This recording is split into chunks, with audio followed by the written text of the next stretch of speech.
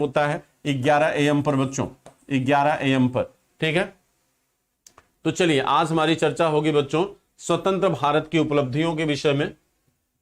स्वतंत्र भारत की उपलब्धियों के विषय में आज हमारी चर्चा होगी। चलिए सभी लोग जुड़ गए बच्चों, एक बार लाइक एंड शेयर करिए वीडियो को फटाफट फटाफट बच्चों, लाइक एंड शेयर कर दीजिए एक बार।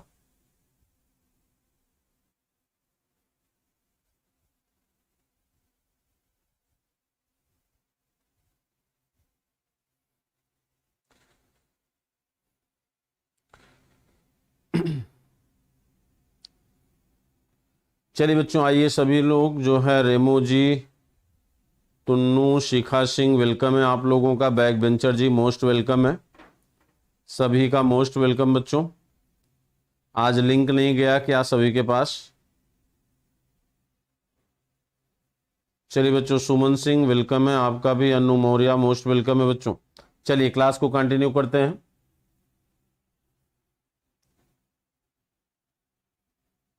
ठीक है, आइए बच्चों, कहते हैं हिंदुस्तान जब आजाद हुआ बच्चों तो आजादी हर व्यक्ति को अच्छी लगती है।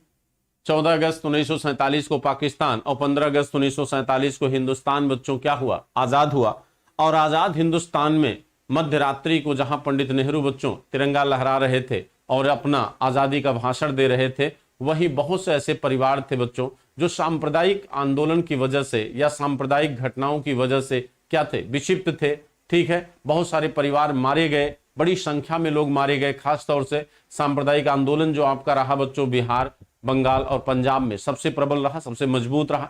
लेकिन सांप्रदायिक आंदोलन के साथ साथ जब हिंदुस्तान आजाद हुआ तो बहुत सारी ऐसी समस्याएं हिंदुस्तान के सामने एक चुनौती के रूप में मौजूद थी, जैसे रियासतों का पुनर्गठन करना, भारत को एक संघ का स्वरूप देना, रियासतों को भारत में विलय कराना, ये एक बड़ी चुनौती थी बच्चों। साथ साथ सांप्रदायिक दंगों को रोकना सबसे बड़ी चुनौती थी। इसके बाद पुनर्वास की समस्या, चूंकि बंटवारे के बाद बहुत सारे लोग एक दूसरे स्थान पर एक दूसरे कंट्री में क्या हुए थे बच्चों? स्थानांतरित हुए थे। तो पुनर्वास की भी एक बहुत बड़ी समस्या थी। और साथ साथ बच्चों सबसे बड़ी समस्या गरीबी और बेरोजगारी की थी। तो गरीबी और बेरोजगारी के साथ साथ बच्चों आपके राज्यों के पुनर्गठन की समस्या थी कि राज्यों का पुनर्गठन किस आधार पर किया जाए। जिस यूनियन ऑफ स्टेट यानी जिस भारत के संघ की स्थापना होनी थी, भारत क्या है? भारत बच्चों राज्यों का संघ है। तो राज्यों के संघ के निर्माण के लिए भी प्रयास करना था कि किस तरह से भारत को एक मजबूत संघ का स्वरूप दिया जाए जो राज्यों के सहयोग से बने। तो ये सारी समस्याएं थी जब हिंदुस्तान बच्चों क्या हुआ? आजाद हुआ। तो आजाद हिंदुस्तान के सामने आइए जरा देखते हैं पंडित नेहरू के शब्दों में कि पंडित नेहरू ने बच्चों क्या किया। कहते हैं 15 अगस्त 1947 को हिंदुस्तान बच्चों अंग्रेजी साम्राज्य से आजाद हुआ। 200 वर्षों की गुलामी से हम बाहर आए। 200 वर्षों की गुलामी से हिंदुस्तान बच्चों क्या आया? बाहर हुआ। ठीक, और एक लंबे प्रयासों से कहते हैं भारतीय स्वतंत्रता का श्री गणेश 14 अगस्त 1947 की मध्य रात्रि को संविधान सभा का एक विशेष समारोह आयोजित किया गया, जिसमें पंडित नेहरू ने एक भावपूर्ण ऐतिहासिक भाषण दिया। उन्होंने कहा कि भारत के दुर्भाग्य का आज क्या हो रहा है? अंत हो रहा है। बच्चों सोचिए क्या पल होगा, क्या खुशी का वो लम्हा होगा जब आपको ये पता चला होगा कि कल की सुबह हमारे लिए एक स्वतंत्र भारत का संदेश लेकर आ रही है। आज हमारी गुलामी की अंतिम रात है। कितनी आपको बच्चों उस समय संतुष्टि मिली होगी, कितना बेहतरीन अनुभव हुआ होगा। कहते पंडित नेहरू, भाई सीधी सी बात है, इतने प्रयासों के बाद बच्चों सोचिए कितना लंबा राष्ट्रीय आंदोलन आपका चला। इतने प्रयासों के बाद जब आजादी मिली, कहते ना जितनी मेहनत के बाद फल मिलता है उसका स्वाद उतना ही मीठा होता है। और इतने लंबे प्रयासों के बाद, इतने बलिदानों के बाद जो है जब हिंदुस्तान आजाद हुआ तो हमारे प्रधानमंत्री पंडित नेहरू का स्वाभाविक है बच्चों क्या होना? भावुक होना। और इन्होंने जो भावपूर्ण भाषण दिया उसमें इन्होंने कहा कि भारत के दुर्भाग्य का अंत होने की घोषणा की। और इन्होंने कहा बच्चों कि भारत के दुर्भाग्य का क्या हो गया? अंत हो गया। और इन्होंने कहा कि आशा व्यक्त किया कि अब भारत पुनः अपने महान अतीत की ओर जाएगा। महान अतीत की ओर मतलब कि जैसे सामाजिक धार्मिक सुधार आंदोलन गया था बच्चों पुनर्जागरण की तरफ, वैसे ही इन्होंने भी कहा कि हम अपने महान अतीत की तरफ जाएंगे। ठीक है, यहां पर बच्चों इन्होंने कहा कि स्वतंत्रता पर पर्यंत यानी स्वतंत्रता के बाद जब भारतीयों को स्वयं अपना शासन संभालने का अधिकार प्राप्त हुआ तो विभाजन की विभीषिका के कारण बहुत सारी ऐसी समस्याएं थी बच्चों जो मुंह फाड़े खड़ी थी या सुरमा के रूप में खड़ी थी।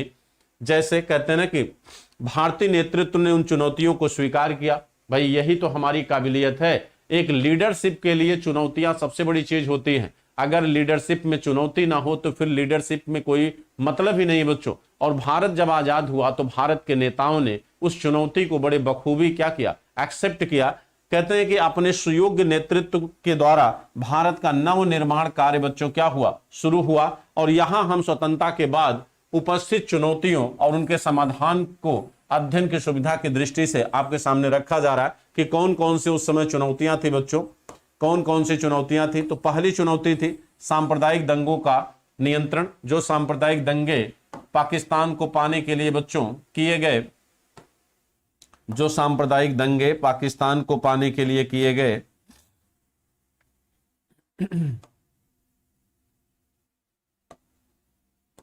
तो जो सांप्रदायिक दंगे बच्चों पाकिस्तान को पाने के लिए किए गए थे, उन सांप्रदायिक दंगों को कंट्रोल करना एक बड़ी चुनौती थी। साथ साथ रियासतों का एकीकरण। क्यों? इसलिए कि कैबिनेट मिशन जब बच्चों आई थी या माउंटबेटन प्लान के तहत बच्चों ये कह दिया गया,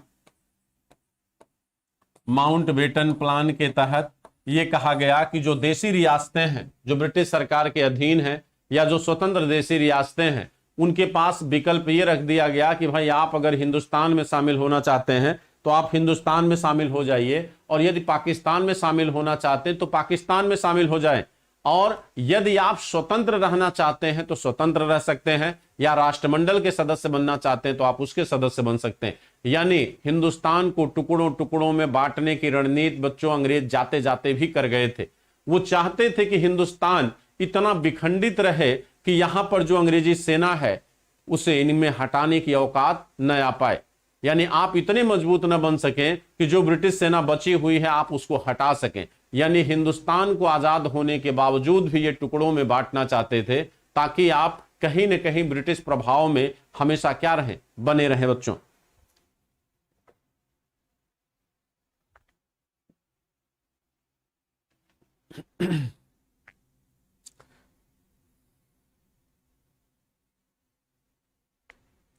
बच्चों वीडियो को लाइक एंड शेयर करिए फटाफट सभी लोग। एक बार वीडियो को लाइक एंड शेयर कर दीजिए, बाकी लोग भी क्लास से जुड़ जाएं। तो यहां पर बच्चों जो देशी रियासतें थी, देशी रियासतों के पास बच्चों या तो ये पाकिस्तान में शामिल होने का विकल्प था, इनके पास पाकिस्तान में शामिल हो सकती थी, भारत में शामिल हो सकती थी, और इनको बच्चों स्वतंत्र रहने की भी क्या दी गई थी, अनुमति दी गई थी। ये स्वतंत्र रह सकती थी, ये बच्चों क्या थी, स्वतंत्र रह सकती थी।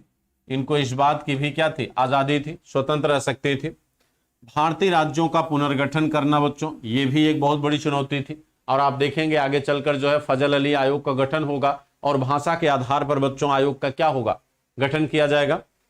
शरणार्थियों का बच्चों पुनर्वास करना यह भी एक बड़ी समस्या थी, क्योंकि आजादी के बाद बहुत सारे हिंदू और मुसलमान पाकिस्तान और भारत में क्या किए थे, विस्थापित किए थे। तो यह भी एक बड़ी चुनौती थी हिंदुस्तान के समक्ष। भारत पाक सीमा का निर्धारण जो आज भी विवाद का कारण बना हुआ है, एलओसी जो लाइन ऑफ कंट्रोल बनाई गई बच्चों, उसका निर्माण करना था। एलओसी लाइन ऑफ कंट्रोल का भी निर्माण करना था, ठीक है, यह भी एक चुनौती थी। सैन्य साजो सामान और सैनिकों का विभाजन। भाई जब हिंदुस्तान और पाकिस्तान दोनों अलग हुए तो सेनाओं और प्रशासन का भी डिवीजन होना था कि कौन से प्रशासनिक अधिकारी उधर जाएंगे, कौन से हिंदुस्तान में रहेंगे, यह भी एक विषय था। नागरिक प्रशासन और संसाधनों का विभाजन, यह भी समस्या थी बच्चों। सिंधु नदी जल विवाद, ये आज तक बच्चों बना हुआ है, ठीक है, सिंधु नदी जल विवाद, बाद में चलकर बच्चों इस पे समझौता होगा। भाषा संबंधी समस्या, भाई भाषा संबंधी समस्या थी। जनजातियों की समस्या बच्चों, क्योंकि गुलाम भारत में तो जनजातियों ने बच्चों अंग्रेजों के विरुद्ध विद्रोह किया अपने अधिकारों के लिए। तो जो अधिकारों को, जिन अधिकारों के लिए जनजातियों ने विद्रोह किया था, वो इनके विद्रोह सफल तो रहे नहीं। यानी जनजातियों की समस्या अभी भी बरकरार है, अभी भी बनी हुई है। तो उन जनजाति समस्याओं का समाधान करना भी एक क्या था, चुनौती था बच्चों। यहां पर यह भी एक समस्या है। राष्ट्रीय एवं क्षेत्रीय राजनीतिक दल, जो राजनीतिक दल थे बच्चों, इनको भी नियंत्रित करना था। भारतीय आम चुनाव कराना बच्चों, कहते हैं कि भाई अभी आम चुनाव तो कोई हुआ नहीं था, अंतरिम सरकार का गठन हुआ था, आम चुनाव कब होगा 51 में।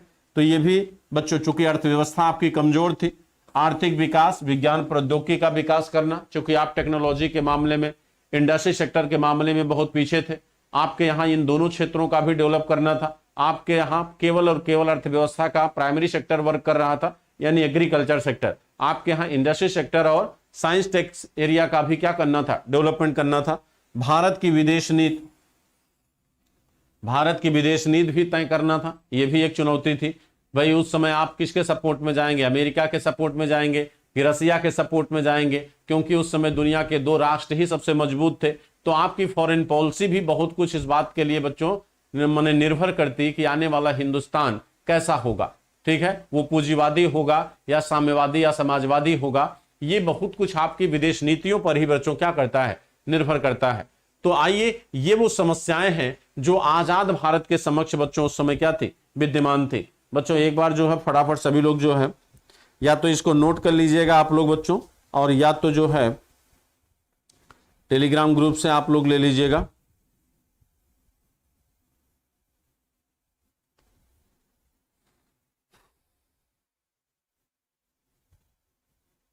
ठीक है,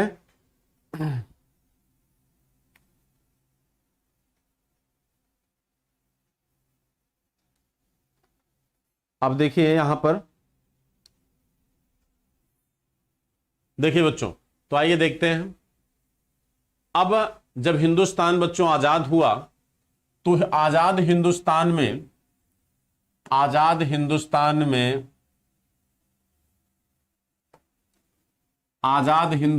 बच्चों,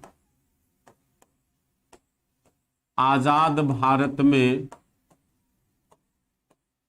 सबसे पहले बच्चों सांप्रदायिक समस्या का समाधान किया गया। सर्वप्रथम किसका समाधान हुआ बच्चों, सर्वप्रथम सांप्रदायिक समस्या का समाधान हुआ। सर्वप्रथम सांप्रदायिक समस्या का समाधान। दंगों को रोकना बच्चों बेहद जरूरी था, दंगों को रोकना क्या था, बेहद जरूरी था। तो सबसे पहले क्या किया गया, सांप्रदायिक समाधान किया गया।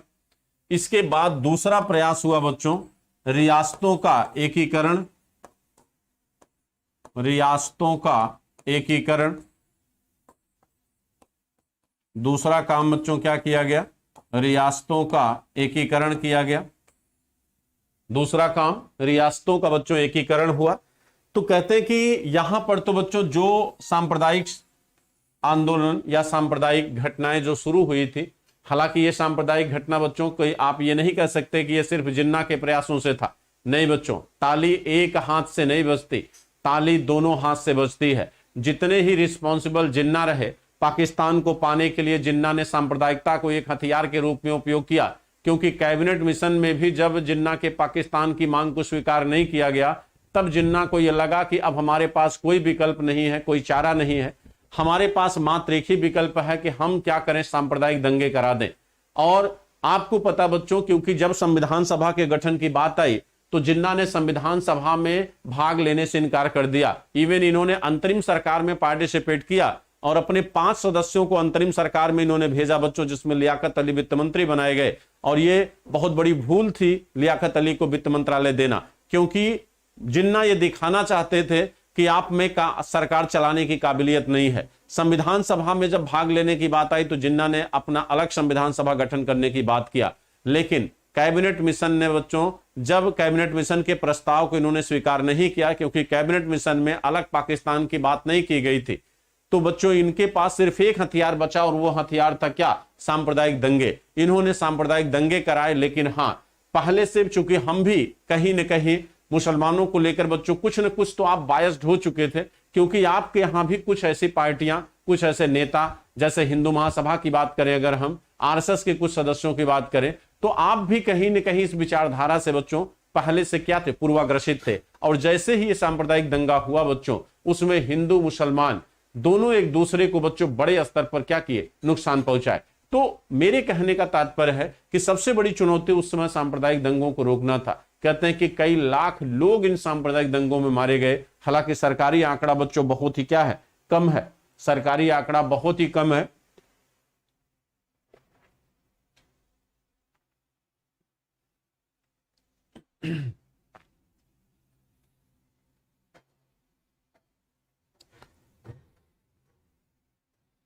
बच्चों लाइक एंड शेयर कर दीजिए, कम से कम एक बार वीडियो को लाइक कर दीजिए फटाफट सभी लोग।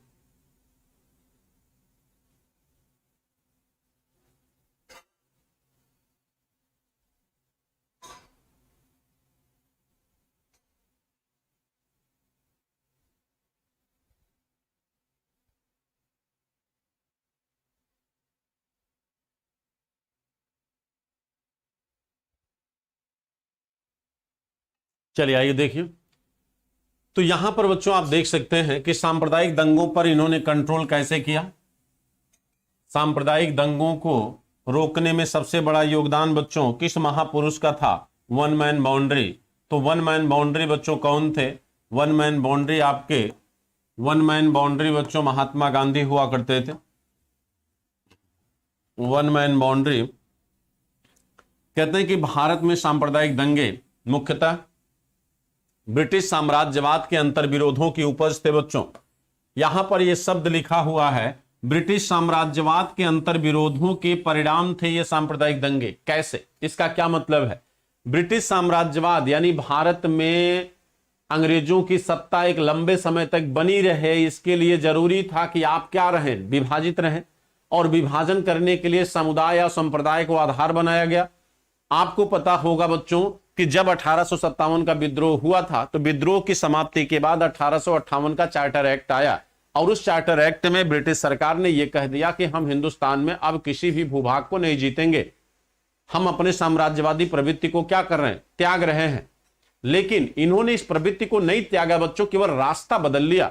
रास्ता क्या बदल लिया, आपको याद होगा, इसके बाद इन्होंने युद्ध तो नहीं किए, हिंदुस्तान के किसी अन्य भूभाग को जीतने की कोशिश तो नहीं किया, लेकिन अगर आपको याद होगा बच्चों तो इन्होंने एक दूसरी पॉलिसी अपना लिया।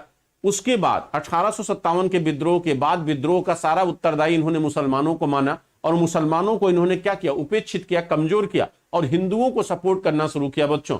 और उसी दौर में जो शिक्षा का लाभ था बच्चों वो ज्यादातर हिंदुओं को मिला। और जब हिंदू शिक्षित हो गया और हिंदुओं में एक शिक्षित मध्य वर्ग पैदा हुआ, और वह शिक्षित मध्य वर्ग जब कांग्रेस का गठन कर लिया 1885 तक आते आते, गर्म पानी, 1885 तक आते आते जब उसने बच्चों कांग्रेस का गठन कर लिया, और कांग्रेस के विषय में जब ब्रिटिश सरकार को यह पता चला कि ये तो राष्ट्रवादी आंदोलन तैयार कर रही है, ये तो आम जनता की मुद्दों को बच्चों अपने मंच से उठा रही है, तब उनको लगा कि अब हिंदू हमारे लिए खतरा है, और उन्होंने कांग्रेस को कमजोर करने के लिए एक नए मुसलमानों को सपोर्ट करना शुरू किया। अब उन्होंने बच्चों क्या किया, मुसलमानों को सपोर्ट करना शुरू किया, और 1906 में मुस्लिम लीग का गठन कर दिया। मार्ले मिंटो सुधार 1908-9 में आया, उसमें इन्होंने पृथक निर्वाचन का अधिकार दे दिया मुसलमानों को। यानी अब इन्होंने बच्चों क्या किया, कांग्रेस को दबाना शुरू किया और मुसलमानों को सपोर्ट करना शुरू किया। कभी भी इन्होंने दोनों वर्गों के लिए एक समान नीति का निर्धारण नहीं किया। हमेशा इन्होंने यह प्रयास किया कि हिंदू और मुसलमान ये दोनों समुदाय आपस में क्या रहें, विखंडित रहें, तभी हम हिंदुस्तान में अपने को क्या कर सकते हैं, सुरक्षित रख सकते हैं। तो ब्रिटिश साम्राज्यवाद का परिणाम था बच्चों ये सांप्रदायिक दंगा। कहते हैं कि किंतु कुछ विद्वान इसे मुस्लिम लीग की सीधी कार्रवाई का प्रतिफल मानते हैं। ये बच्चों गलत है, मुस्लिम लीग की सीधी कार्रवाई का प्रतिफल नहीं था ये। हाँ, इसको इसलिए कहा जाता है क्योंकि जिन्ना को अब लगा था बच्चों कि जिन्ना के पास अब इसके अलावा जिन्ना के पास अन्य कोई अस्त्र नहीं बचा था। जिन्ना के पास अन्य कोई भी अस्त्र अब नहीं था, अन्य कोई अस्त्र बच्चों अब नहीं था। भाई आपको पता है जब बात बच्चों विभाजन की आई थी, और गांधी जी के सामने जब माउंटबेटन ने ये बात रखी तो उस समय गांधी जी ने कहा था कि भाई हम तो चाहते हैं कि हिंदुस्तान के कायदे आजम जिन्ना ही बन जाए।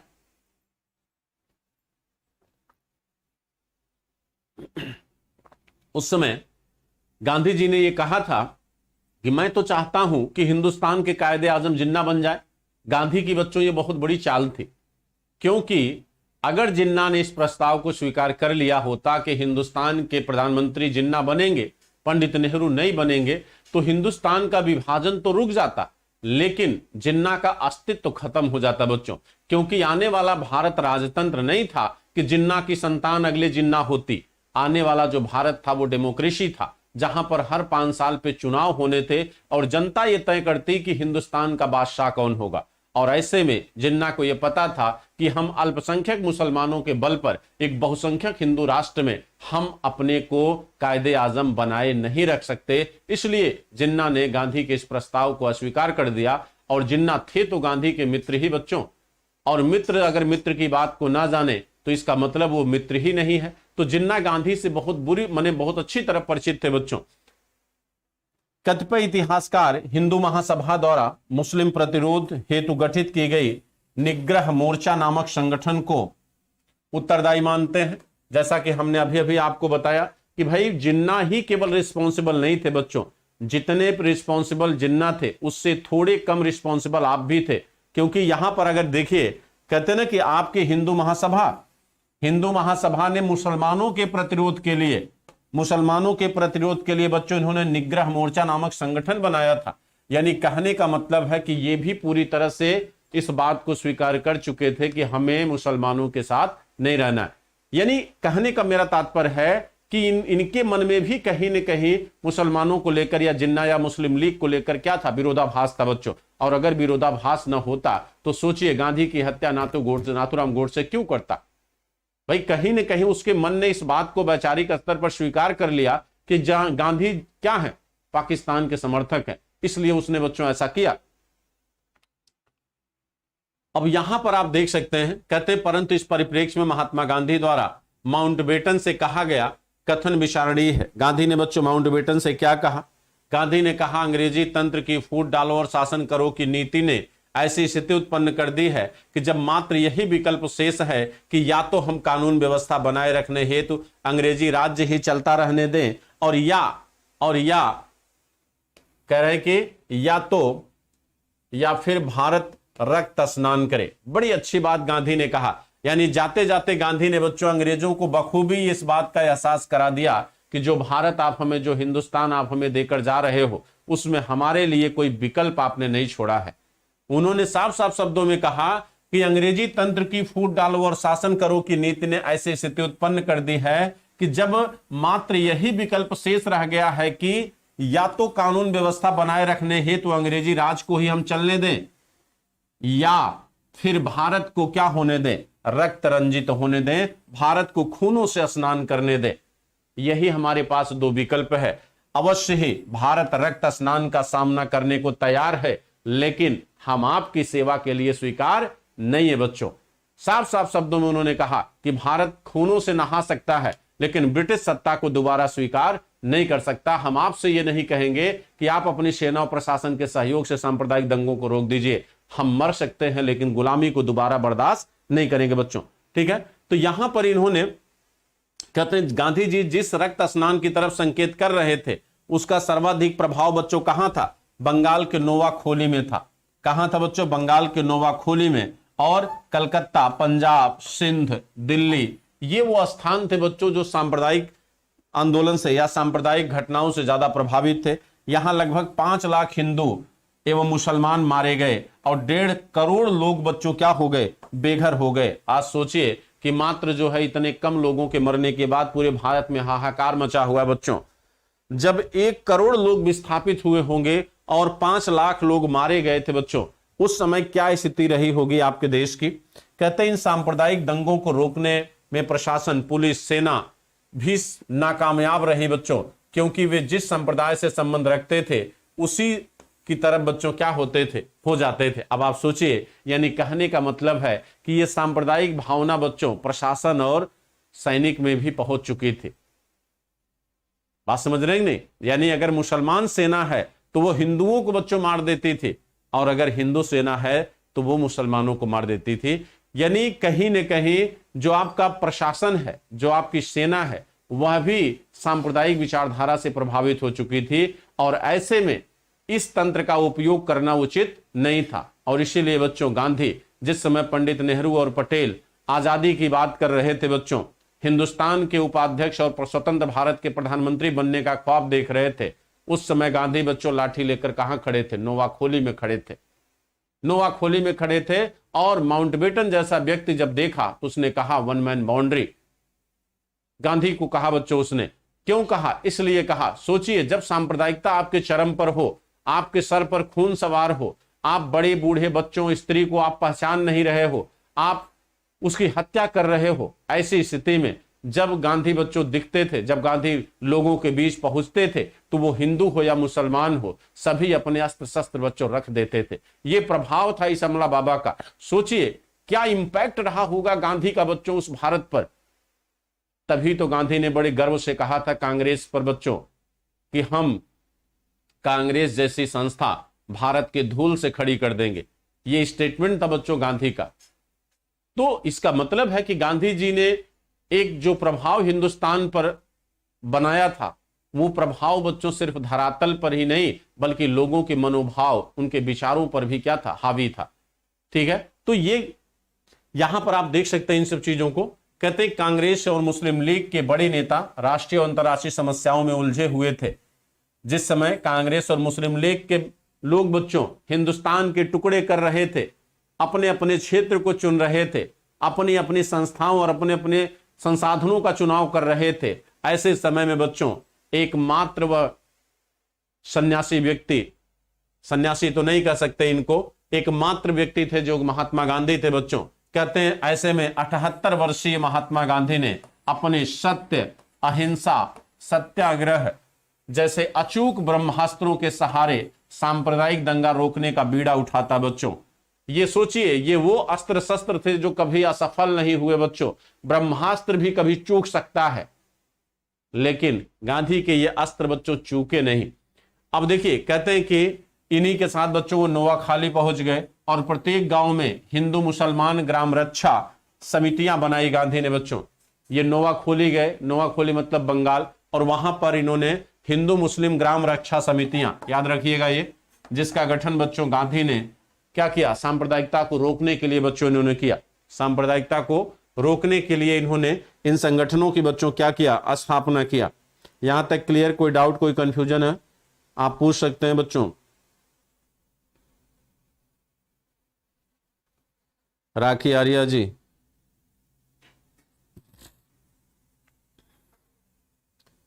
पीडीएफ के लिए बच्चों आप ग्रुप ज्वाइन कर लीजिए, doctor Sanjay sir UPSC Telegram group आप ज्वाइन करिए। ठीक है, वहां पर आपको पीडीएफ मिल जाएगी। Doctor Sanjay sir UPSC group आप ज्वाइन करिए। अब देखिए यहां पर कहते इन समितियों के हिंदू प्रतिनिधि का चुनाव मुसलमान तथा मुस्लिम प्रतिनिधियों का चुनाव कौन कर रहा था? हिंदू कर रहे थे बच्चों। सोचिए गांधी की तकनीक है, यानी इन समितियों में जो सदस्यों का चुनाव हो रहा था, अगर मुसलमान सदस्य चुनना है तो हिंदू चुनेगा, और अगर हिंदू सदस्य चुनना है तो मुसलमान चुनेगा। इससे दोनों में मिठास बच्चों क्या होती? बढ़ती। ठीक है, नोवाखोली पुलिस अधीक्षक थे बच्चों श्री अब्दुल्ला। श्री अब्दुल्ला से शांति आश्वासन प्राप्त करके गांधी जी बिहार वापस आए। कहां पर आए? बिहार।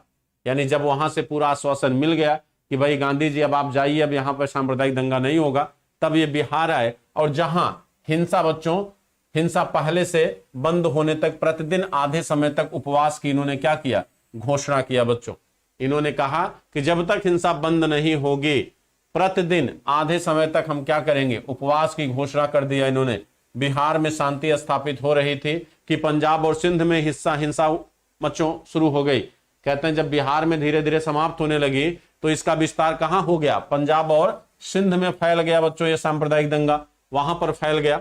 और एक बार पुनः बंगाल में सांप्रदायिकता की अग्नि को प्रज्वलित कर दिया गया। दोबारा बच्चों बंगाल में फिर से फैला, जिससे आहत होकर गांधी जी ने कहा कि अब मेरे पास मात्र मेरा शरीर बचा है जिसे मैं दांव पर लगा सकता हूं। और 1 सितंबर 1947 को आमरण अनशन उन्होंने बच्चों क्या किया? आरंभ कर दिया।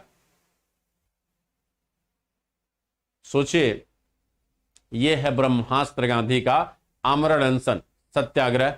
ठीक है, तो अब गांधी ने कहा कि भाई मेरे पास अब कुछ बचा नहीं है, मैं खुद जो है क्या करता हूं? अनशन पर बैठ जाता हूं। अपने लोगों के विरुद्ध आमरण अनशन पर गांधी बैठ गए। और जैसे ही गांधी आमरण अनशन पर बैठे बच्चों, कहते हैं किंतु इस अनशन को फॉरवर्ड ब्लॉक के शरद बोस, हिंदू महासभा के डॉक्टर श्यामा प्रसाद मुखर्जी मुस्लिम लीग द्वारा सांप्रदायिकता के विरोध स्वरूप संयुक्त रक्षक संघ के रूप में कार्य करने के आश्वासन पर ही गांधी जी ने अनशन समाप्त किया। बच्चों ये भाई ये तीनों बड़े लोग थे। जब इन तीनों दलों ने यानी शरद बोस हिंदू महासभा के डॉक्टर श्यामा प्रसाद मुखर्जी मुस्लिम लीग द्वारा सांप्रदायिकता के विरोध स्वरूप एक नया संगठन बनाया गया जिसे संयुक्त रक्षक संघ कहते हैं। यह सांप्रदायिकता के विरोध में बना बच्चों जब इन लोगों द्वारा, और इनके कार्य करने के आश्वासन पर ही गांधी जी ने बच्चों अपना अनशन त्यागा। और इसी प्रकार दिल्ली में हिंसा की समाप्ति हेतु 13 जनवरी 1948 ईस्वी को आमरण अनशन गांधी ने बच्चों क्या किया, प्रारंभ किया। दिल्ली में रोकने के लिए इन्होंने 13 जनवरी 1948 को आमरण अनशन किया था। गांधी जी ने पाकिस्तानियों को संदेश दिया कि यदि हिंदुओं का नरसंहार नहीं रुका तो 10 गांधी मिलकर भी मुसलमानों को बचा नहीं पाएंगे। ये गांधी ने बच्चों साफ शब्दों में कहा था मुसलमानों के लिए कि यदि हिंदुओं का नरसंहार नहीं रुका तो 10 गांधी मिलकर भी मुसलमानों को बचा नहीं पाएंगे।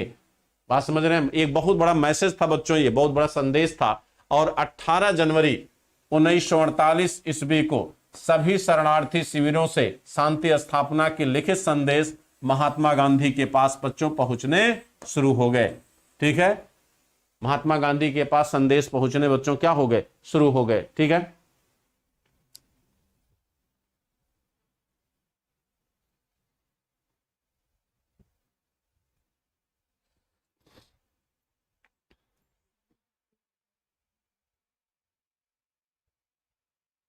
चलिए आगे बढ़ें। अब देखिए बच्चों यहां तक क्लियर हो गया, कोई दिक्कत किसी को?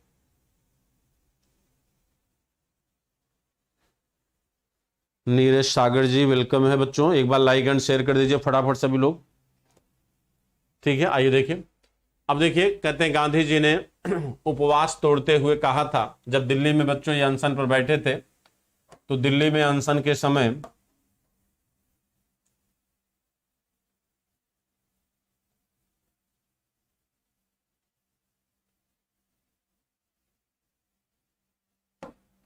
देखिए गांधी जी बच्चों कहते हैं कि दिल्ली में उपवास तोड़ने के बाद इन्होंने कहा था कि यदि दिल्ली संभल गई हो तो मैं पाकिस्तान जाना चाहूंगा। यहां पर गांधी ने बच्चों इच्छा व्यक्त किया था कि जब दिल्ली में सांप्रदायिक दंगे शांत हो गए तो इनकी इच्छा थी ये पाकिस्तान जाने की इच्छा बच्चों व्यक्त किए थे। लेकिन दुर्भाग्य से 30 जनवरी 1948 को बच्चों क्या हो गई, नाथूराम गोडसे द्वारा एक बहुत बड़ी क्या हो गई बच्चों, हत्या हो गई। क्योंकि गांधी जब विभाजन होने की बात आई थी बच्चों तो गांधी ने यह कहा था कि भाई हिंदुस्तान का विभाजन मेरे मौत के ऊपर ही हो सकता है। ठीक है, उससे पहले संभव ये नहीं है। और जब यहां पर बच्चों बात विभाजन की आई और उनको लगा कि भाई सांप्रदायिक दंगा रोकने से बेहतर है कि सांप्रदायिक दंगे से बेहतर है कि हिंदुस्तान 2 टुकड़े में बट ही जाए, तो ये विचारधारा जब गांधी के मन में आई थी तो कुछ इतिहासकार ये मानते हैं कि गांधी ने यह सोचकर पाकिस्तान के विभाजन को अनुमति दे दिया या पाकिस्तान के निर्माण को अनुमति दे दिया कि इनको ये उम्मीद थी कि हम जब मामला शांत हो जाएगा तो हम अपने भाई बंधुओं को फिर से क्या करेंगे, शामिल कर लेंगे। ठीक है, लेकिन दुर्भाग्य से गांधी जी की बच्चों क्या हो गई, हत्या हो गई 30 जनवरी 1948 को। ठीक है, और इस प्रकार इनके कृत्यों से प्रभावित होकर लॉर्ड माउंटबेटन ने कहा कि जो कार्य हजारों हथियार बंद सैनिक नहीं कर सकता था उसे गांधी ने अकेले कर दिखाया। माउंटबेटन ने गांधी जी को 1 मैन बाउंड्री फोर्स की बच्चों क्या किया, संज्ञा दिया। तो 1 मैन बाउंड्री फोर्स की संज्ञा बच्चों किसने दिया था महात्मा गांधी को? लॉर्ड माउंटबेटन ने दिया था। किसने दिया था बच्चों? लॉर्ड माउंटबेटन ने दिया।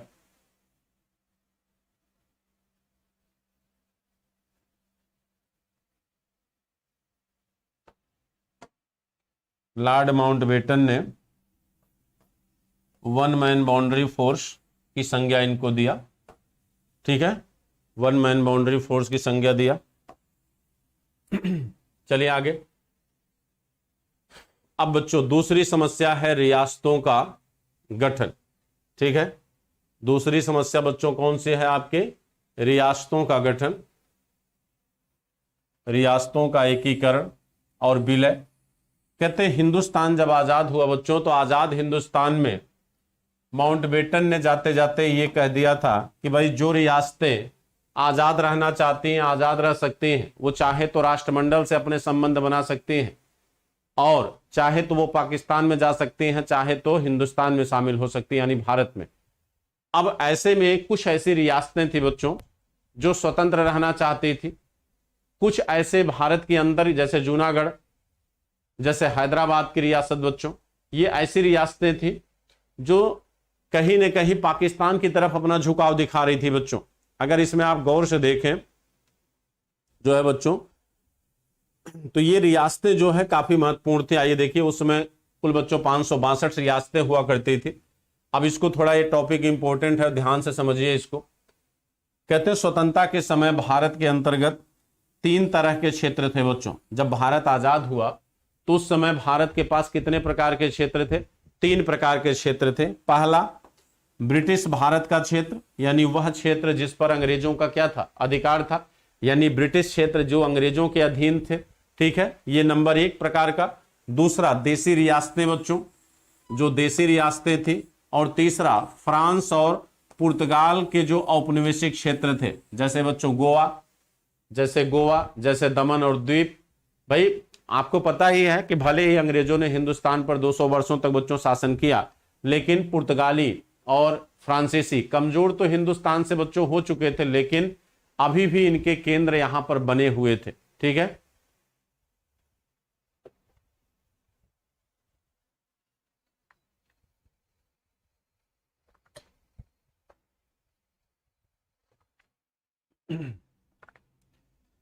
अभी भी बच्चों इनके केंद्र यहां पर बने हुए थे।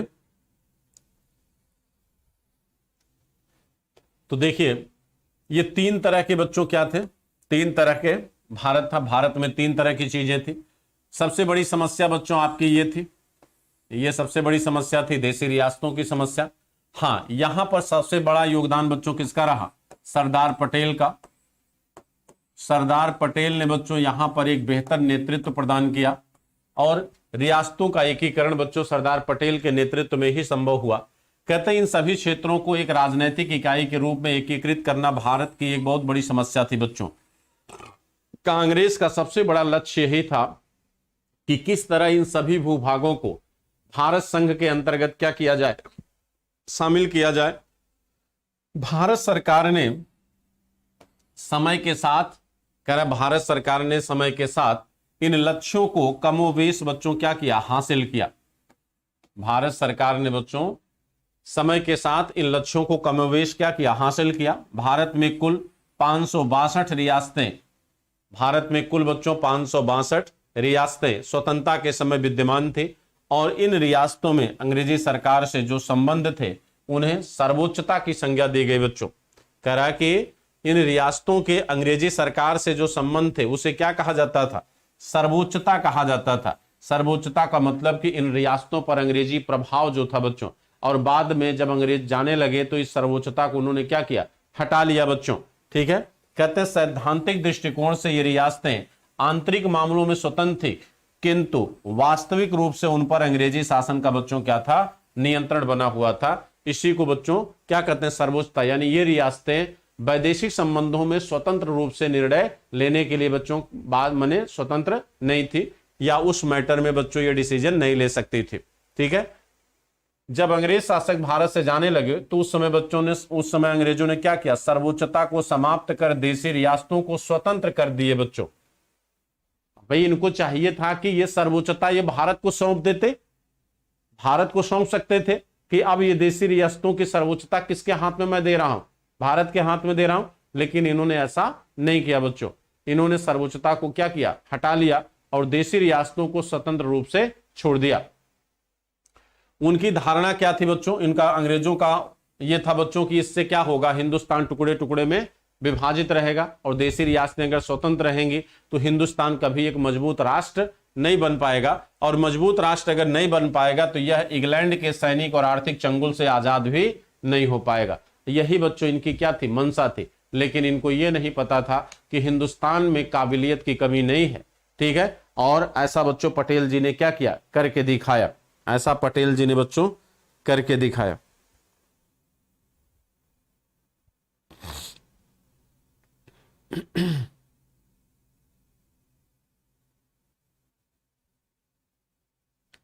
ठीक है, वीडियो को लाइक एंड शेयर करते रहिए बच्चों, लाइक एंड शेयर करते रहिए वीडियो को। अब देखिए, कहते हैं कि ऐसी विषम परिस्थितियों में रियासतों का भारत में विलय करना सरल कार्य न था। कह रहे बच्चों कि ऐसी विषम परिस्थितियों में रियासतों का भारत में विलय करना बच्चों आसान तो नहीं था। इसके कारण क्या थे? इसके दो कारण थे। भाई क्यों आसान नहीं था रियासतों का विलय करना, क्यों आसान नहीं था? इसके दो रीजन थे। पहला रीजन ये है, पहला रीजन था बच्चों रियासतों द्वारा स्वयं को पूर्ण स्वतंत्र घोषित करने की इच्छा। बहुत सारी ऐसी रियासतें थी जो अपने आप को आजाद रखना चाहती थी, पहली समस्या। दूसरी समस्या ये थी बच्चों, सेकंड प्रॉब्लम ये थी, सेकंड प्रॉब्लम थी कि भारत तथा पाकिस्तान दोनों में से किसी एक के साथ सम्मिलित होने की स्वतंत्रता। किंतु सरदार वल्लभ भाई पटेल ने अपनी असाधारण अप्रतिमा का परिचय देते हुए रियासतों की इच्छा और स्वतंत्रता को राष्ट्रीय पक्ष में बच्चों क्या किया? मोड़ दिया। सरदार वल्लभ भाई पटेल ने अपनी असाधारण एवं अप्रतिम घोषणा का परिचय देते हुए रियासतों की इच्छा और स्वतंत्रता को राष्ट्रीय पक्ष में मोड़ दिया। उनके इस कृतित्व के कारण कृतज्ञ राष्ट्र उन्हें बच्चों आज की डेट में क्या कहते हैं? लौह पुरुष कहते हैं। आज की डेट में उनको क्या कहते हैं? लौह पुरुष कहते हैं बच्चों। ठीक है, लौह पुरुष की संज्ञा देते हैं। तो ये रहे बच्चों आपके महान सरदार वल्लभ भाई पटेल, जिनको आप बखूबी पहचानते भी होंगे और राष्ट्रीय एकता दिवस के रूप में इनको मनाते बच्चों आप। इनकी स्टैचू भी आपने लगाया है, कहां पर? गुजरात में। अब देखिए, कहते हैं कि राष्ट्रीय अस्थायी सरकार में 27 जून 1947 को सरदार वल्लभ भाई पटेल ने नवगठित रियासत विभाग का अतिरिक्त कार्यभार बच्चों इन्होंने संभाला। कब संभाला बच्चों? 27 जून 1947 को रियासतों के विलय का कार्यभार इन्होंने संभाला और बीपी मेनन को बच्चों इन्होंने क्या बनाया? अपना मुख्य सहायक सचिव। बीपी मेनन बच्चों इनके क्या बने? मुख्य सहायक सचिव बने बीपी मेनन। और इस विभाग की ओर से रियासतों से यह अपील की गई कि वे 3 विषयों, विदेशी संबंध, सेना, संचार रहित भारतीय संघ में सम्मिलित होने के लिए प्रवेश पत्र पर हस्ताक्षर कर दें। यानी पटेल जी ने कहा भाई रियासतों से, इन्होंने कहा कि रियासतों से यह अपील किया कि वे 3 विषय को, एक विदेशी संबंध, और विदेशी संबंध अगर रियासतें अपना त्याग देती तो स्वतंत्रता उनकी ऑटोमेटिक बच्चों क्या हो जाती? समाप्त हो जाती। क्योंकि सॉवरेंटी यानी संप्रभुता का मतलब ही होता है कि जब आप इंटरनल और एक्सटर्नल मामले में निर्णय लेने के लिए क्या हो? स्वतंत्र हो। और अगर आप विदेशी संबंधों के डिसीजन लेने में आप बच्चों स्वतंत्र नहीं है तो आप एक स्वतंत्र राष्ट्र नहीं है। ठीक, और यही यहां पर पटेल जी ने बच्चों क्या किया? प्रपोजल रखा। इन्होंने कहा कि भाई देशी रियासतें क्या दे दें? अपने विदेशी संबंधों को त्याग दें, सेना और संचार भारतीय संघ में क्या कर दें? विलय कर दें। सेना को विलय कर दें और संचार व्यवस्था को विलय कर दें। इतनी चीजों का वो क्या कर दें? विलय कर दें। और इसके लिए एक जो इन्होंने बच्चों जो इंस्ट्रूमेंट ऑफ एसोसिएशन इन्होंने बनाया, उस इंस्ट्रूमेंट ऑफ एसोसिएशन पर ये बच्चों रियासतें क्या कर दें? हस्ताक्षर कर दें। पटेल ने दबे तौर पर रियासतों को यह धमकी भी दी कि वे रियासत की बेकाबू हो रही जनता को नियंत्रित करने में समर्थ नहीं हो पाएंगे। यानी मैंने पटेल ने यह एहसास दिलाया देसी राजाओं को, रियासतों के जो राजा होते थे, कि जनता के अंदर जो राष्ट्रवाद की भावना पनप चुकी है, आप उसे रोक नहीं पाओगे। और इसलिए उचित यही होगा कि आप भारत संघ में अपना विलय कर लीजिए। पुनः 15 अगस्त के बाद सरकार की शर्तें और कड़ी हो जाएंगी। 15 अगस्त के बाद भाई जो भी आप प्रीवी ऑफ पर्स आपको मिलना होगा वो भी नहीं मिलेगा। 15 अगस्त के बाद जो है चीजें और कड़ी हो जाएंगी। सरदार पटेल ने दृढ़ निश्चय और बीपी मेनन और राजाओं की परिषद, जिसे आप चैंबर ऑफ प्रिंसेस के चांसलर महाराजा पटियाला के अपूर्व सहयोग से 15 अगस्त 1947 तक प्रायः सभी भारतीय राज्यों ने भारत में सम्मिलित होना स्वीकार कर लिया, सिवाय किसके? सिवाय भोपाल, शिवाय भोपाल, मणिपुर, जूनागढ़, जम्मू कश्मीर, हैदराबाद के बच्चों।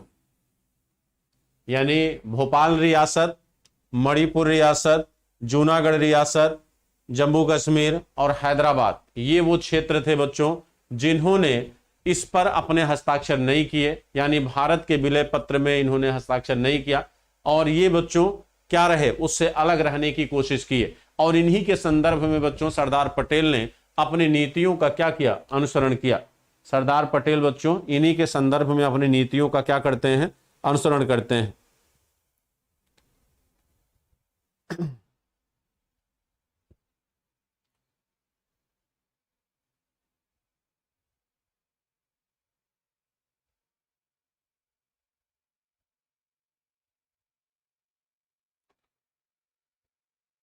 फातिमा खान जी वेलकम है आपका भी बच्चों।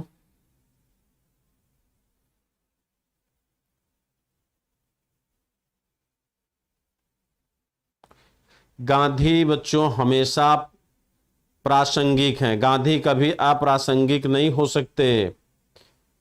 भाई बराक ओबामा जैसा व्यक्ति जो है गांधी के सिद्धांतों से वर्तमान विश्व की समस्याओं का समाधान अगर ढूंढ रहा था, तो इसका मतलब गांधी आज भी कहीं न कहीं बच्चों क्या है, प्रासंगिक है। गांधी अप्रासंगिक हो ही नहीं सकते। ठीक है, आइए देखिए। अब तो बच्चों ये जो रियासतें थी, इन्हीं रियासतों के विलय की क्या थी, मुख्य समस्या थी। अब इन्हीं रियासतों के विलय की मुख्य समस्या थी। जूनागढ़ रियासत काठियावाड़ राज्यों में जूनागढ़ सबसे प्रमुख रियासत थी बच्चों। यहाँ के नवाब मोहम्मद महाबत खान जी तृतीय, जिनको जो बच्चों बाबी राजवंश से थे, कि अधिकांश जो प्रजा थी बच्चों वो हिंदू थी। भाई यहाँ के जो नवाब साहब थे महाबत खान, ये क्या थे, मुस्लिम थे, लेकिन जो जनता थी बच्चों वो क्या थी, हिंदू थी। जनता ज्यादातर क्या थी बच्चों, हिंदू जनता थी। अब यहां भी बच्चों मेल नहीं खा रहा था। कहते हैं नवाब मुस्लिम लीग के नेता सर शाह नवाज भुट्टो को राज्य के मंत्रिमंडल में दीवान की जगह दे दिया बच्चों। अब देख लीजिए इनका झुकाव भी किधर है, पाकिस्तान की तरफ है। इन्होंने बच्चों मुस्लिम लीग के लीडर थे सर शाह नवाज भुट्टो, इनको बच्चों दीवान के पद पर दे दिया, यानी वित्त मंत्री का पद दे दिया अपने मंत्रिमंडल में। कहते कि भुट्टो राज्य का कार्यभार संभालते ही नवाब को पाकिस्तान में शामिल होने के लिए दबाव बनाने लगे। भाई ये तो भाई पाकिस्तान समर्थक ही थे, चूंकि मुस्लिम लीग के लीडर थे, तो ये चाहेंगे कि जूनागढ़ किधर चला जाए, पाकिस्तान की तरफ चला जाए। और जैसे ही इन्होंने दीवान का पद हासिल किया, नवाब को बच्चों इन्होंने मोटिवेट करना शुरू किया और जूनागढ़ को पाकिस्तान में शामिल करने की बात करने लगे। किंतु जूनागढ़ के नवाब का रवैया जिन्ना के दो राष्ट्रों के सिद्धांत के खिलाफ था।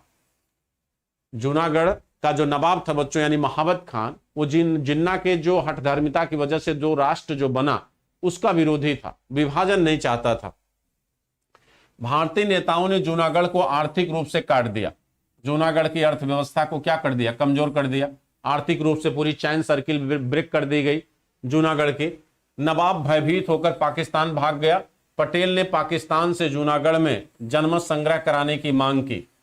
पटेल जी ने पाकिस्तान से कहा कि भाई जूनागढ़ में जनमत संग्रह करा लो। क्यों कहा, क्योंकि हिंदू बहुमत थे वहां पे, पॉपुलेशन में जनसंख्या बच्चों हिंदुओं की थी, तो सीधी सी बात भारत के पक्ष में जनमत आता। ठीक, अंततः भारतीय फौजों और पाबंदियों के दबाव में जूनागढ़ ने 20 फरवरी 1948 को जनमत संग्रह कराया गया और 91% लोगों ने भारत में शामिल होने की इच्छा व्यक्त की, और इस प्रकार जूनागढ़ का भारत में बच्चों क्या हो गया, विलय हो गया। 91% बच्चों जनमत में वोटिंग राइट किसके पक्ष में आया, भारत के पक्ष में आया, और ये बच्चों 20 फरवरी 1948 को ये हुआ था। तो इस तरह जूनागढ़ बच्चों भारत में क्या हो गया, शामिल हो गया। तो जूनागढ़ की समस्या बेसिकली बच्चों वहां की आबादी और वहां के नेतृत्वकर्ता नवाब की वजह से था। ठीक है, तो ये था जूनागढ़। अगला है बच्चों आपका मणिपुर रियासत। मणिपुर आप जानते होंगे, ये बच्चों आपका है मणिपुर। कभी ये असम का अंग हुआ करता था। ठीक है, ये मणिपुर रियासत है। अब देखिए कहते हैं देशी रियासतों में भारत के उत्तर पूर्व में स्थित एक देशी रियासत मणिपुर थी। जब देशी रियासतों का विलय किया जा रहा था तब मणिपुर के शासक हुआ करते थे बच्चों कौन? बोधचंद्र सिंह। बोधचंद्र सिंह यहाँ के शासक थे। अपने रियासत को एक स्वतंत्र राष्ट्र के रूप में बच्चों रखना चाहते थे। इनका ये मन था कि हम मणिपुर को क्या करें, एक स्वतंत्र राष्ट्र के रूप में रखें, जैसे आज नागालैंड राज्य आपका करता है। नागालैंड भी बच्चों क्या है, अलग अस्तित्व की मांग कर रहा है कि नागालैंड को एक अलग देश बना दिया जाए और भारत के संविधान के अकॉर्डिंग बच्चों कि भारत के इन संघ से कोई अलग नहीं हो सकता। शामिल तो हो सकते हो लेकिन आप अलग नहीं हो सकते हो। सरदार वल्लभ भाई पटेल एवं पंडित जवाहरलाल नेहरू ने चंद्र सिंह को मनाने का प्रयास किया, लेकिन बच्चों वो मानने को तैयार नहीं थे। क्या थे वो बच्चों? अडिग थे अपनी बातों पर, अपनी बात पर वो अडिग थे मणिपुर को लेकर बच्चों। दूसरी तरफ मणिपुर की जनता भारत में शामिल होने के पक्ष में थी। यहाँ की जनता भी बच्चों क्या थी, भारत में शामिल होना चाहती थी। अब पंडित जवाहरलाल नेहरू द्वारा सार्वभौमिक मतदान करा दिया गया, यहाँ पर जनमत करा दिया गया, जिसमें से 99% वोट भारत के विलय के पक्ष में आए। 99% बच्चों भारत के विलय के पक्ष में आए, जिसके आधार पर मणिपुर रियासत का 21 सितंबर 1949 को भारत में क्या कर दिया गया, विलय कर दिया गया। तो 21 सितंबर 1949 को बच्चों मणिपुर रियासत का भारत में क्या हो गया, विलय हो गया। ठीक है, तो मणिपुर रियासत बच्चों आ गई कहां पर, भारत के पास आ गई। ठीक है,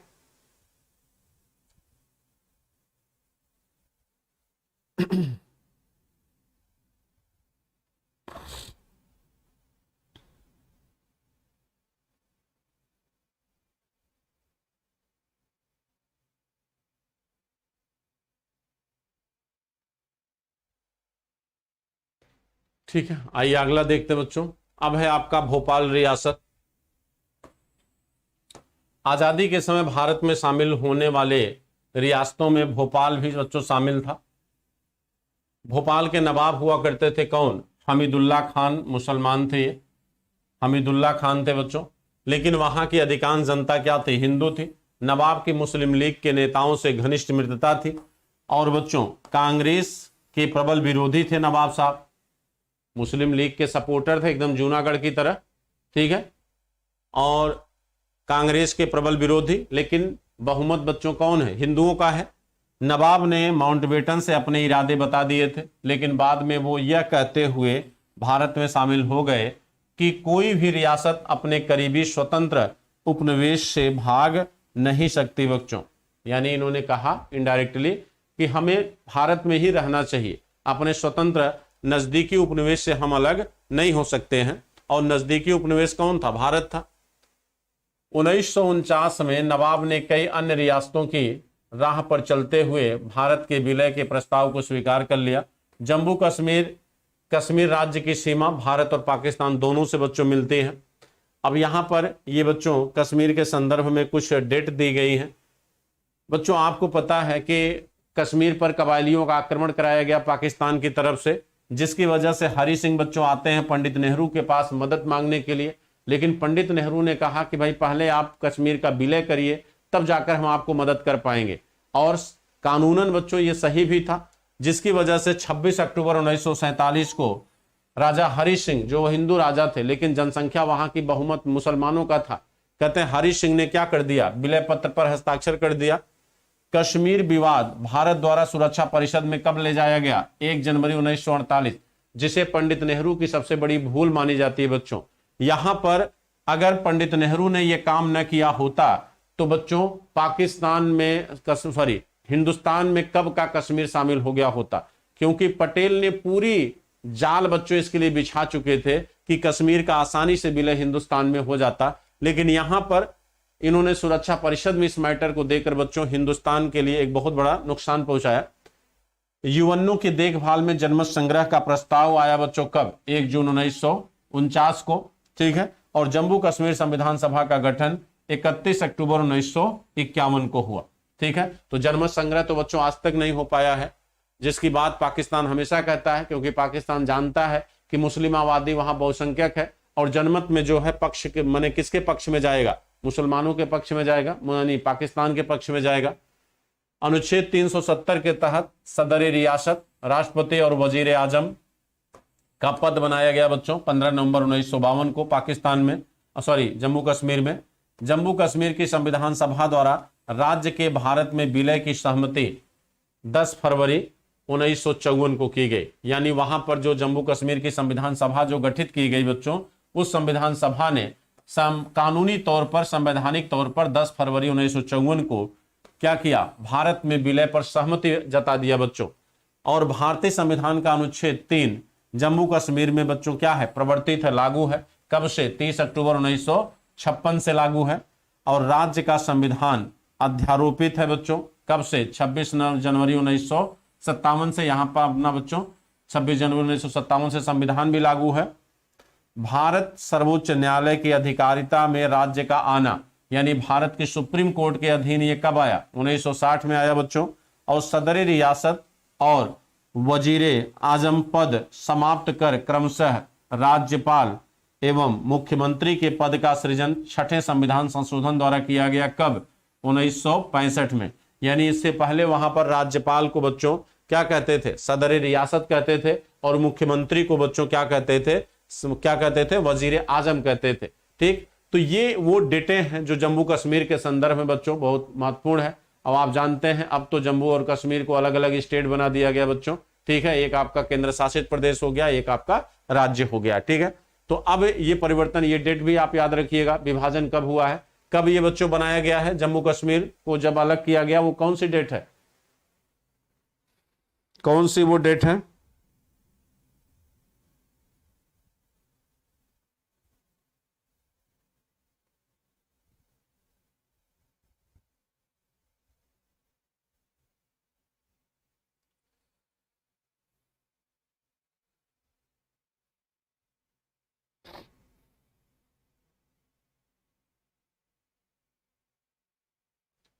चलिए, खुश रहिए नीरज बाबू, खुश रहिए, मस्त रहिए। देखिए बच्चों, किसी को भी अगर सब्सक्रिप्शन को लेके अगर कोई डाउट है, कोई कंफ्यूजन है, तो आप हमसे कांटेक्ट कर सकते हैं बच्चों। ठीक है, और हमारे टेलीग्राम ग्रुप से जुड़ सकते हैं, doctor Sanjay sir UPSC Telegram group है बच्चों, उससे जुड़ सकते हैं आप। आगे देखिए, कहते हैं जम्मू कश्मीर में बच्चों 75% आबादी किसकी है? मुसलमानों की थी। लेकिन राजा बच्चों यहाँ पर क्या थे? हिंदू थे, जिनका नाम क्या था? हरि सिंह। हरि सिंह बच्चों यहाँ के क्या थे? राजा थे, जो एक हिंदू थे। वह अपने राज्य को भारत या पाकिस्तान दोनों से स्वतंत्र रखना चाहते थे बच्चों। अपने राज्य को भारत या पाकिस्तान दोनों से स्वतंत्र रखना चाहते थे, क्योंकि वह भारत के लोकतंत्र एवं पाकिस्तान के संप्रदायवाद दोनों से बच्चों बचना चाहते थे। भारत के लोकतंत्र एवं संप्रदायवाद दोनों से बच्चों क्या थे? बचना चाहते थे। भाई उनकी भी अपनी एक मंशा थी। कहते कि वहां के राजा हरि सिंह जो थे बच्चों, वो ये चाहते थे कि भारत और पाकिस्तान दोनों से हम क्या रहें? स्वतंत्र हैं। क्योंकि भारत के लोकतंत्र और पाकिस्तान के संप्रदायवाद दोनों से, क्योंकि दोनों में उनका जो पद था बच्चों वो क्या हो जाता? समाप्त हो जाता। जो राजा का पद था, भाई राजा का पद तो समाप्त हो जाता अगर आप डेमोक्रेसी में आ जाते। तो इससे बढ़िया भैया अपना पद बचाए रखना है तो अपने राज्य को शामिल ना होने दो। ये मंशा किसकी थी? राजा हरि सिंह की थी। भारतीय नेता चाहते थे कि कश्मीर की जनता ही निर्णय ले कि वह भारत के साथ जुड़ना चाहती है या पाकिस्तान के साथ। परंतु पाकिस्तान शुरू से ही जनमत संग्रह के सिद्धांत को मानने से इनकार करता रहा और कश्मीर के मामले में भी उसने इसी प्रकार का अदूरदर्शितापूर्ण बच्चों कार्य किया। 22 अक्टूबर को पाकिस्तान ने अपनी सेना पठान कबायलियों के भेष में बच्चों कश्मीर में भेज दिया, जो तेजी से कश्मीर की राजधानी श्रीनगर की तरफ बढ़ने लगी। कै तारीख को बच्चों? 22 अक्टूबर को। और 24 अक्टूबर देखिए, 24 अक्टूबर 1947 को महाराजा हरि सिंह ने अपने मुख्यमंत्री मेहरचंद महाजन के माध्यम से भारत से सैनिक सहायता की अपील की। किंतु अंतरराष्ट्रीय कानूनों के तहत भारत तभी अपनी सेना कश्मीर में भेज सकता था जब राज्य औपचारिक रूप से उसको विलय कर चुका हो। यानी कश्मीर में भारतीय सेना तभी एंट्री कर सकती थी जब कश्मीर का विलय भारत में हो चुका हो, और भारत में कश्मीर का विलय बच्चों अभी हुआ नहीं था। ठीक है, घबराकर बच्चों महाराजा हरि सिंह 26 अक्टूबर 1947 को भारत के विलय पत्र पर इन्होंने क्या किया? हस्ताक्षर कर दिया। और 27 अक्टूबर बच्चों 27 अक्टूबर 1947 को लॉर्ड माउंटबेटन ने इसे मंजूरी दे दी और उसी दिन भारतीय सेना ने श्रीनगर समेत कश्मीर के बड़े भाग पर बच्चों पाकिस्तानी सेना को बाहर खदेड़ दिया। ठीक है, यानी तुरंत एक्शन हुआ और इस एक्शन का लाभ यह रहा कि 31 अक्टूबर 1947 को एक अस्थायी संकटकालीन शासन का निर्माण किया गया और शेख अब्दुल्ला को इसका प्रधान नियुक्त किया गया। कहते हैं बच्चों भारतीय सेना काफी अंदर तक घुस चुकी थी बच्चों, अगर चाहते तो आप अपनी बॉर्डर लाइन वहां बना सकते थे। ठीक है, कहते हैं कि 31 अक्टूबर 1947 को अस्थायी संकटकालीन शासन, चूंकि हरि सिंह का बच्चों काम वहां समाप्त हो गया, राजा का पद खत्म हो गया, अस्थायी संकटकालीन शासन का निर्माण किया गया जिसके प्रमुख बनाए गए बच्चों कौन, शेख अब्दुल्ला। और इसी बीच भारत और पाकिस्तान के बीच व्यापक युद्ध होने की आशंका से भारत सरकार ने माउंटबेटन की सलाह पर कश्मीर समस्या को 1 जनवरी 1948 को संयुक्त राष्ट्र की सुरक्षा परिषद में भेज दिया। ये सबसे बड़ी पंडित नेहरू की बच्चों क्या थी, भूल थी। आ गए अंग्रेजों के चक्कर में, माउंटबेटन की सलाह को उन्होंने मान लिया। उनको लगा कि हिंदुस्तान और पाकिस्तान में एक बहुत बड़ा युद्ध होने जा रहा है और इस वजह से उन्होंने इस समस्या को बच्चों कहां भेज दिया, यूएनओ में भेज दिया, जो आज तक बच्चों समाप्त नहीं हुई है। परिषद के एक प्रस्ताव से 31 दिसंबर 1948 को दोनों देशों के बीच सेनाएं जहां पर थी उसे ही नियंत्रण रेखा घोषित कर युद्ध विराम स्वीकार कर लिया गया। यानी 31 दिसंबर 1948 को दोनों देशों की सेनाएं जहां जहां पर थी उसी को बच्चों एलओसी घोषित कर दिया गया तथा राज्य का विभाजन नियंत्रण रेखा के साथ ही हो गया। बच्चों जो लाइन बनी उसी लाइन से जम्मू कश्मीर का बच्चों क्या हो गया, विभाजन हो गया। कुछ क्षेत्र जिसको आप पीओके कहते हो पाकिस्तान में चला गया बच्चों, और जो भारत के अधीन था वो भारत के पास रहा। ठीक है, बाद में यूएनओ एक प्रस्ताव के अंतर्गत कश्मीर में जनमत संग्रह कराया जाना इस शर्त के साथ तय हुआ कि पाकिस्तान तथाकथित आजाद कश्मीर से अपनी सेना वापस बुलाएगा, किंतु पाकिस्तान के अड़ियल रवैये के कारण ऐसा नहीं हो सका। ना तो पाकिस्तान ने अपनी सेना वहां से हटाया और ना ही बच्चों जनमत संग्रह हो पाया। तो यूएनओ का यह प्रस्ताव भी क्या हो गया, फेल हो गया। आज तक पाकिस्तान ने तथाकथित आजाद कश्मीर से अपनी सेना वापस नहीं बुलाया बच्चों। ठीक है, और यही सेना बच्चों कहीं न कहीं जो है एक दूसरे रूप में क्या करती है,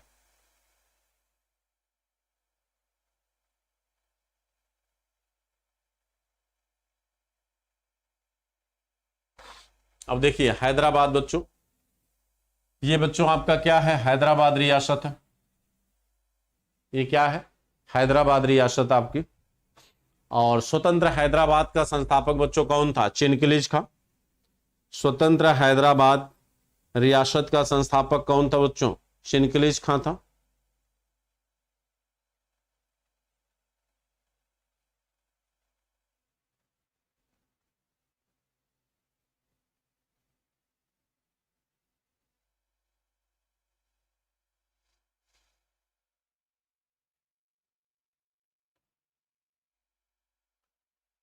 तो यहां पर आप देख सकते हैं बच्चों, इसको बच्चों काफी लंबा हो गया क्लास आपका। तो हैदराबाद रियासत को, ये दो चीजें ये आपके कल के टॉपिक में कवर हो जाएगा, क्योंकि कल भी यही टॉपिक है आपका, कल भी बच्चों आपका यही टॉपिक है। तो इसको कल कवर कर लिया जाएगा क्योंकि अभी काफी शेष है और भी क्लासेस है मेरी, चूंकि 10 बजे अभी मेरी क्लास है, तो इसको बच्चों कल कवर कर लेंगे।